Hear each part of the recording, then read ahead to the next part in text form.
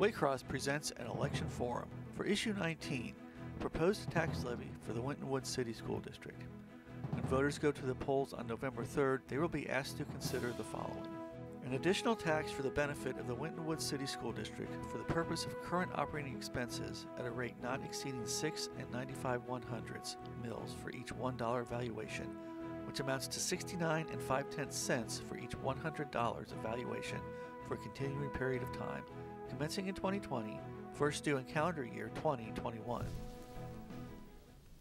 Welcome to another Waycross election forum. This forum is for the Winton Woods City School District operating levy. I'm Dana Gagnon, Government Programming Coordinator for Waycross Community Media, and I have with me in the studio Hunter Ellis from Xavier University here to help me co-host. Yeah, I'm so happy to be here and joining you all. Thank you so much. We also have in the studio to answer all your questions about the Winton Woods levy, Dr. John Cupoletti and Gina McGowan, who are from the Winton Woods School Board, and they're here to answer all of the questions we could ever imagine having about the Winton Woods levy. Thank you so much for coming in. Thank you.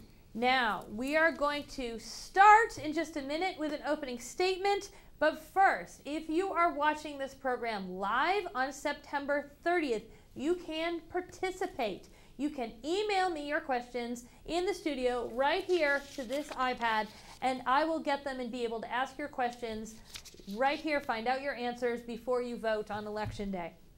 If you would like to participate and send me your questions, these are the rules. You must be a resident of the Winton Woods City School District to ask a question about the Winton Woods City School District levy. When you send your email, please include your name and your street address and your town, but we will not say all of those on the air. We'll just use your first name and what street you're on. You can send those emails, if you're watching live on September 30th, to live@waycross.org. Now, while you're getting your emails ready, let's start. Dr. Cupoletti, could you start us off with an overview of this levy? Yes, we have a proposal for a new school operating levy for Winton Woods City School District. It's the first new operating levy in 12 years. It is needed for three purposes. First, we're going to expand the all-day preschool village. Second, we are going to hire 4 school resource officers. And finally, we're going to use the funds to care for the growth in enrollment that our district is experiencing. Excellent.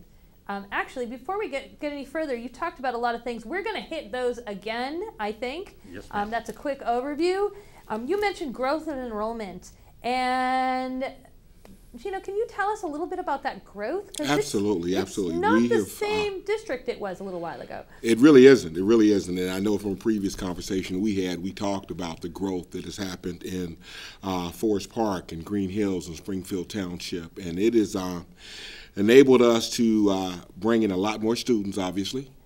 But the big thing is that, you know, we always talk about our preschool promise and about how great our preschool is. And with the growth, we've just outgrown it. And we need to actually find some room and some space for those people to come in. So we love the growth, but it's actually got us kind of busting at the seams right now. So besides the growth that you've experienced in the school district, you mentioned a couple other reasons that you might need the levy. Could you elaborate on those reasons a little bit more? Sure. Sure.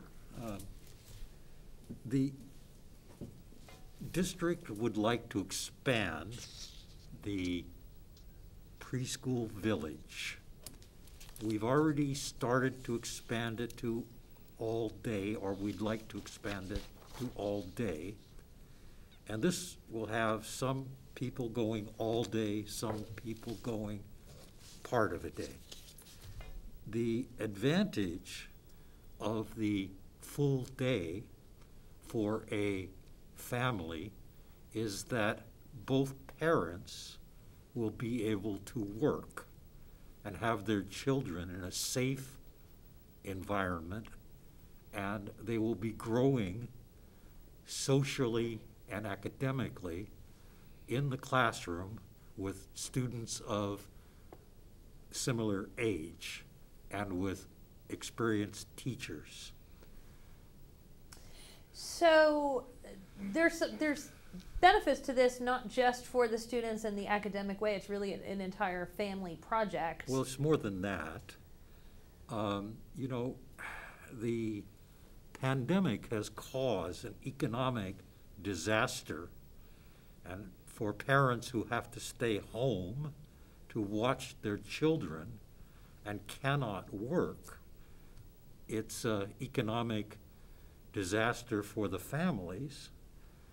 And if you multiply that out by all the young families with young children, it affects our community. It affects the wealth of our community, the health of our community.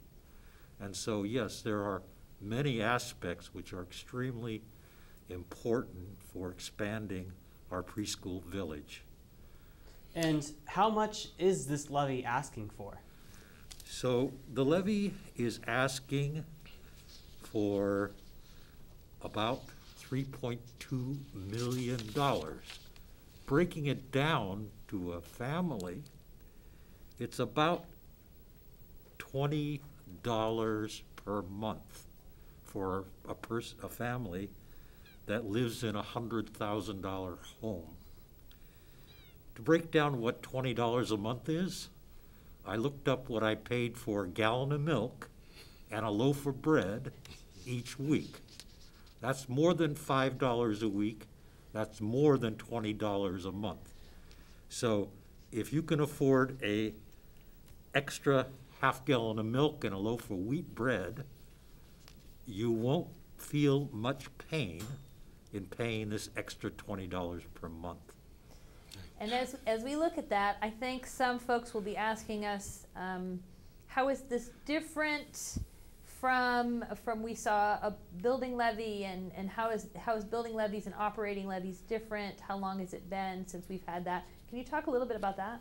Sure, and going back to the original question you had, and please don't let me forget to come back and answer this question. I'll keep track. But you were talking about specific reasons, and one of the reasons is keeping the school safe and hiring some more resource officers. We're going to have 2 campuses, and we need to have 4 resource officers. There have been situations where, for whatever reason, let's say one of the resource officers is sick or is out of town, we want to make sure that they're always covered. So getting those 4 extra resource officers are actually are key. Now, to answer your question about the difference between the levy and what we did as far as building the school, with an operational levy, the funds are essential for day-to-day operational expenses such as quality staff, utilities, and classroom supplies. You see, I'm reading my notes, so I wanted to make sure I didn't forget all that stuff. But when you go back to the other one, that was really just for brick and mortar. So this one is actually totally different than the one you talked about before. Okay, that's important. How long has it been since we've seen an operations levy then? 2009. Yes, 12 years almost. 2009. Okay. And what are some other sources of funding that the school district uses besides the levy? Of course, the state pays a part of the cost of the school. I think it's around 50%, but it may be more or less. And then taxes, homeowners' taxes, and these levies provide some of the balance. And then there are additional funds that are grants and additional programs from the state and federal government. So it's every dollar we can get, we need. And even with all of those sources, we still will need this levy in order to keep us from going into deficit over the next few years. We don't want our school district to go into deficit. It'll mean less teachers, it'll mean less supplies, it'll mean less equipment, it'll mean less everything. And so it will affect negatively the quality of the educational experience if we do not get the levy. We wouldn't ask for it unless we really knew that we need it. Yeah, and I was just going to add to that, as the newest person on the school board, all of this is new to me, but Dr. Cupoletti will attest to this. Every meeting we have, finances comes into play.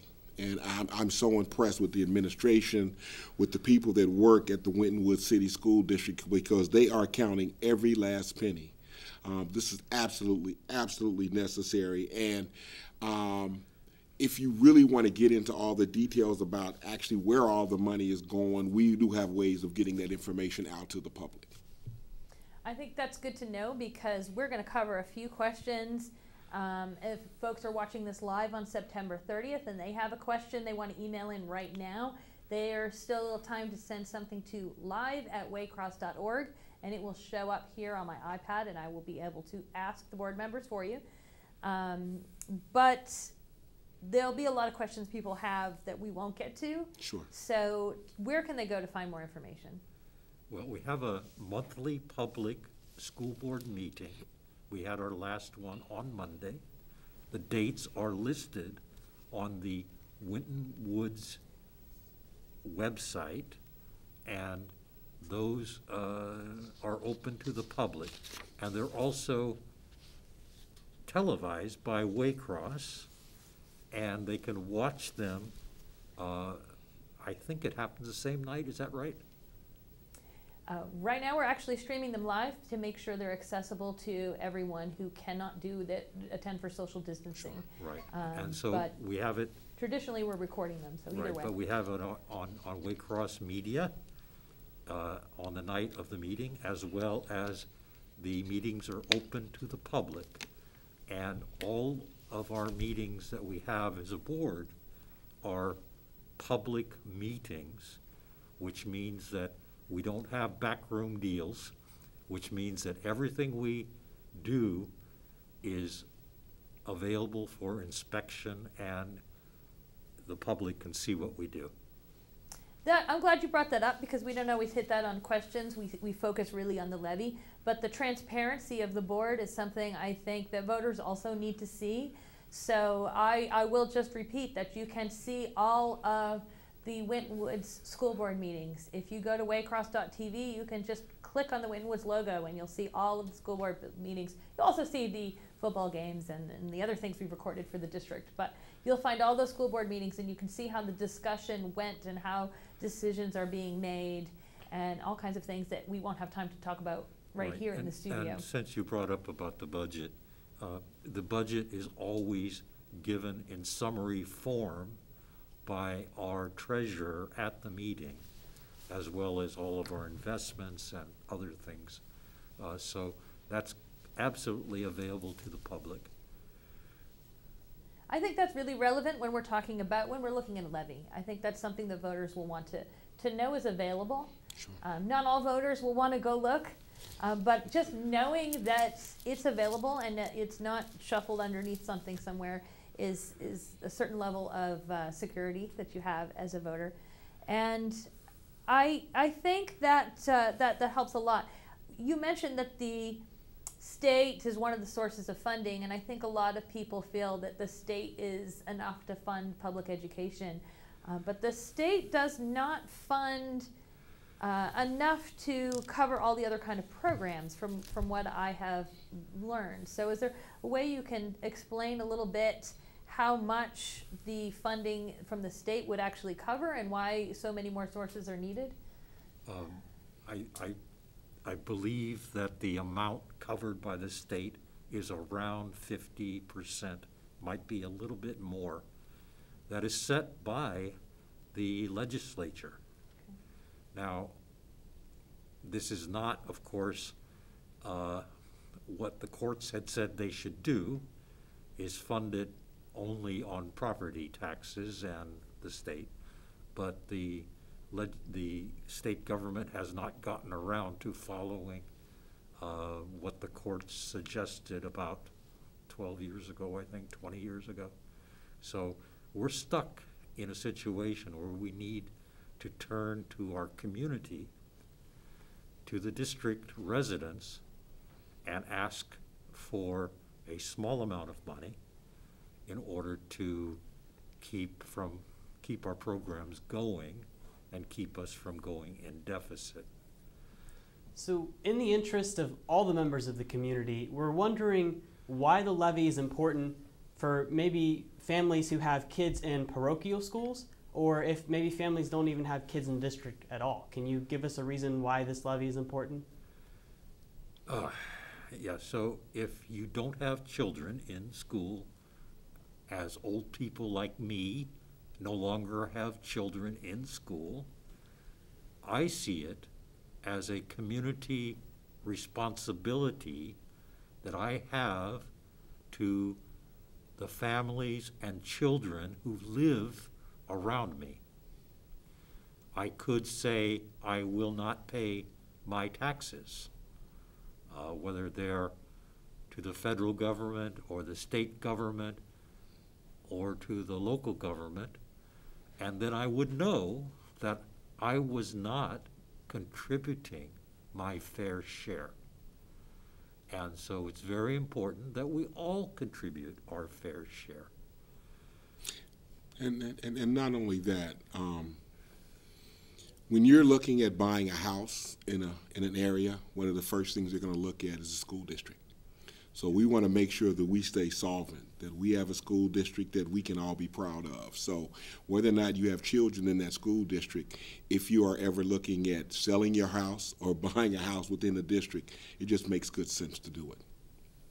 I'm glad you answered that, because these are not questions you like, but they're questions that are important. They're, absolutely. How is this relevant to everyone? And those are reasons that it's relevant to everyone. So, and I look at, as I mentioned to you the last time you had me on TV, that my family has been in this district for now 40 years, all the way since my younger brother went to Green Hills. And like Dr. Cooper-Letty said, like he says, my children are already done with college and they're now functioning adults for the most part.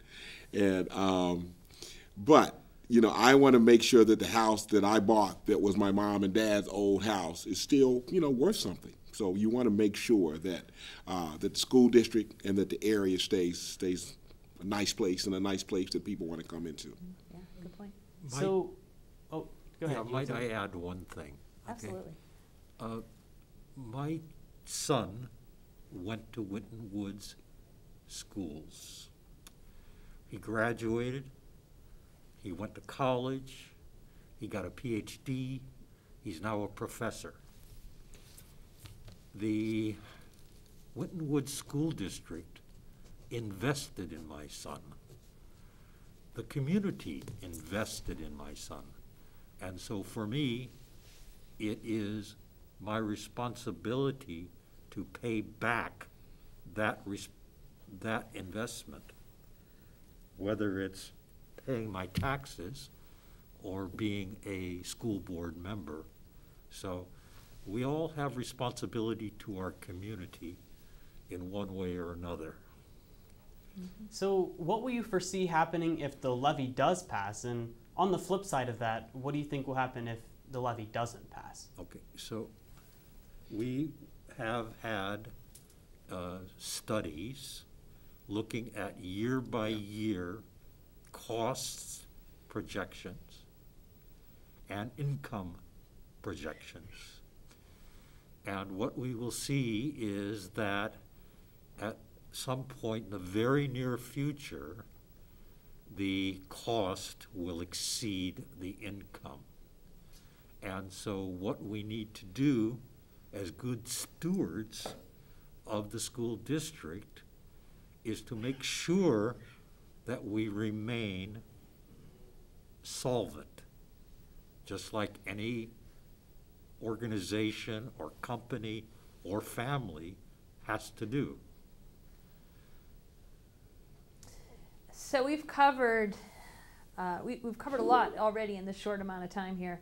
That there's the three goals: the preschool village, school safety with the officers, increased enrollment. Those are the three main things that you've talked about.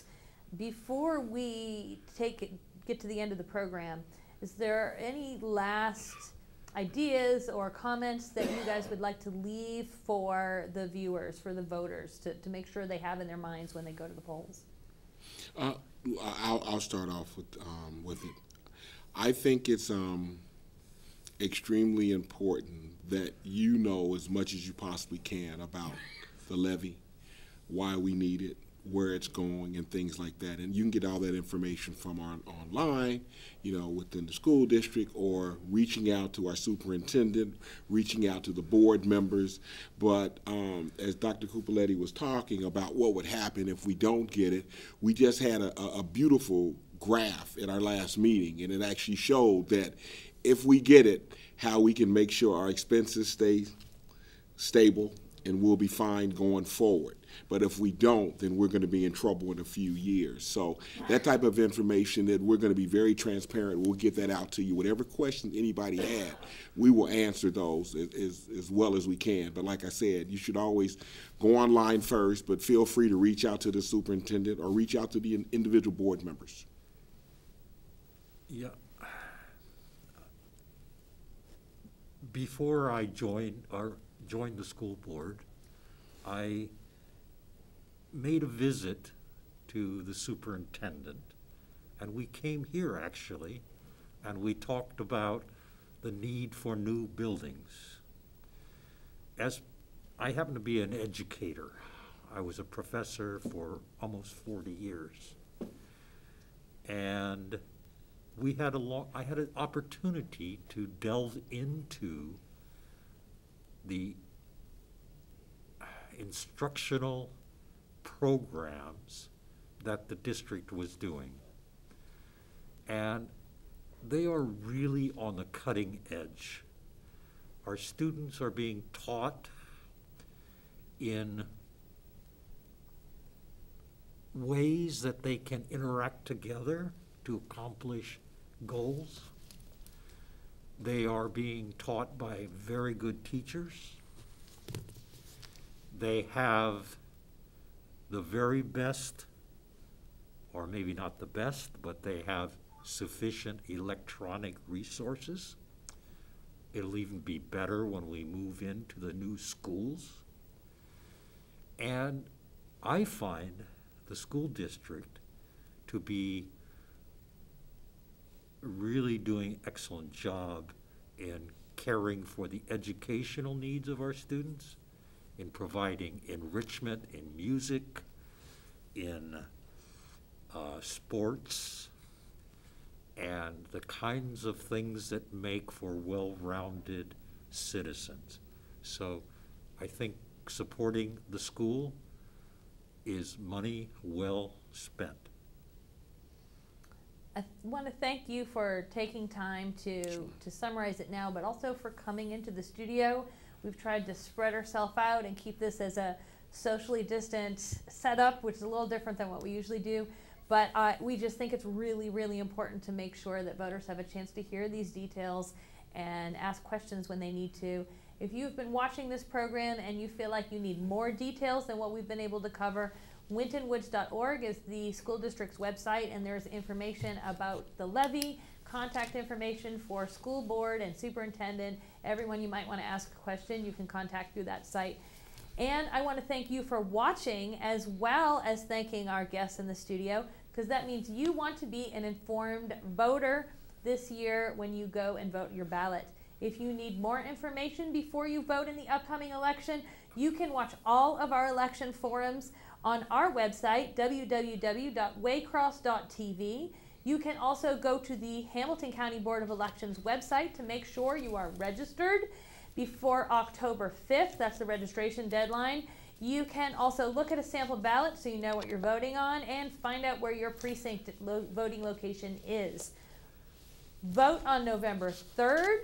And I am Dana Gagnon, Waycross Government Programming Coordinator. I'm here with Hunter Ellis, and we will see you at the polls on November 3rd. Waycross takes no position on candidates or issues. We conduct these forums so that our viewers may be better informed voters for the November 3rd elections.